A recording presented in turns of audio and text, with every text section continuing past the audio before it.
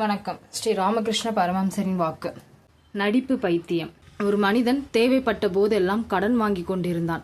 கடனை அடைக்கும் வகையில் அவன் தொழிலை வளர்க்கவில்லை. தேவைப்படும் போதெல்லாம் மீண்டும் மீண்டும் கடன் வாங்கி கொண்டிருந்தான். இதனால் கடன் அதிகமாகிவிட்டது. கடன் கொடுத்தவர்கள் பலர் அடிக்கடி அவனை தொந்தரவு செய்து கொண்டிருந்தார்கள் கடனை திருப்பி தருமாறு. ஆனால் அவனால் கடனை திருப்பி கொடுக்க முடியவில்லை. இதிலிருந்து தப்பிக்க என்ன வழி என்று யோசித்தான். அவன் ஒரு வழியை கண்டுபிடித்தான். பைத்தியம் பிடித்தவன் போல் பாசாங்கு செய்தான். உறவினர்கள் அவனுடைய பைத்தியத்தை தெளிவிப்பதற்காக வைத்தியர்களை கூட்டி வந்து காண்பித்தார்கள். வைத்தியர்கள் வந்து பார்த்து மருந்து கொடுத்து போனார்கள். மருந்து கொடுக்க கொடுக்க அவனுடைய பாசாங்கும் அதிகரித்தது. இந்த வைத்தியர் சரியில்லை என்று மற்றொரு வைத்தியரை அழைத்து வந்தனர் உறவினர்கள்.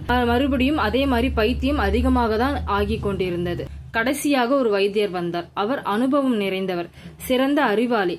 அவர் அவன் கையை பிடித்து பார்த்தார். நாக்கை நீட்ட சொல்லி பார்த்தார். அவனுடைய செயல்களை கூர்ந்து கவனித்தார். இது உண்மையான பைத்தியம் அல்ல என்று தெரிந்து கொண்டார். பைத்தியக்காரனை தனியாக அழைத்து சென்றார். அட, நீ செய்வது சரியல்ல. நீண்ட நாள் இப்படியே பாசாங்கு செய்து கொண்டிருந்தே, ஆனால் உனக்கு உண்மையாகவே பைத்தியம் பிடித்துவிடும். இப்பொழுது உன்னிடம் சில பைத்திய அறிகுறிகள் தென்படுகின்றன. எச்சரிக்கையாயிரு என்று கூறினார். இதை கேட்டு அந்த மனிதன் பயந்து போனான். அன்று முதல் பைத்தியக்காரனை போல் பாசாங்கு செய்வதை நிறுத்திவிட்டான். இடைவிடாது நீ எப்படி இருப்பதாக காட்டிக் கொள்கிறாயோ அப்படியே ஆகிவிடுவாய். ஆகவே நல்லவனாக இருப்பதாக கொள்வாயானால் நீ நல்லவனே ஆகிவிட முடியும். நன்றி.